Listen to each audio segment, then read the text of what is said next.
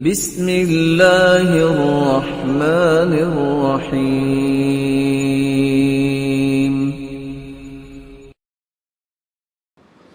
اس لیے تو اللہ کے رسول صلی اللہ علیہ وسلم نے فرمایا تھا، طلب العلم فریضۃ علی کل مسلم، علم حاصل کرنا، نالج حاصل کرنا ہر مسلمان مرد اور عورت پر فرض ہے۔ اسے اس بات کا تو علم ہونا چاہیے کہ مجھے پیدا کس نے کیا، میرے لیے رول ماڈل کون ہے، مجھے زندگی گزارنے کے لیے SOPs کون سے سامنے رکھنے ہیں۔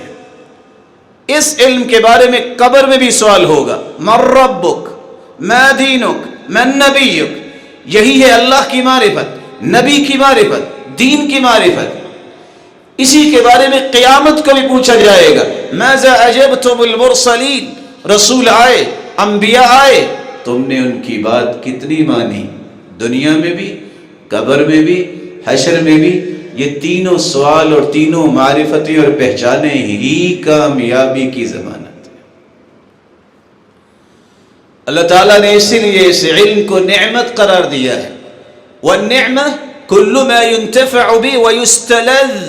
نعمت اس کو کہتے ہیں جس سے انسان کی زندگی میں نفع ملے، آخرت میں بھی نفع ملے، دنیا میں بھی لذتیں نصیب ہوں اور اخروی لذتوں کا مستحق بن جائے۔ یہ علم والا ہی ہوتا ہے، نماز پڑھتا ہے، وہ سکون حاصل کرتا ہے کیونکہ وہ معانی کو جانتا ہے، وہ جان رہا ہوتا ہے میں رب سے کلام کیا کر رہا ہوں۔ اس کو جو لذت نصیب ہوتی ہے وہ کسی جاہل کو نصیب نہیں ہو سکتی۔ یہی وجہ ہے عبداللہ ابن المبارک مغرب کی نماز پڑھتے ہیں، ذکر و اذکار سے فارغ ہوتے ہیں، سنتیں ادا کرتے ہیں، دائیں بائیں دیکھتے ہیں، سجدے میں چلے جاتے ہیں، سر سجدے سے اس وقت اٹھاتے ہیں جب عشاء کی اذان شروع ہوتی ہے۔ یا ایھا الانسان ما غرک بربک الکریم۔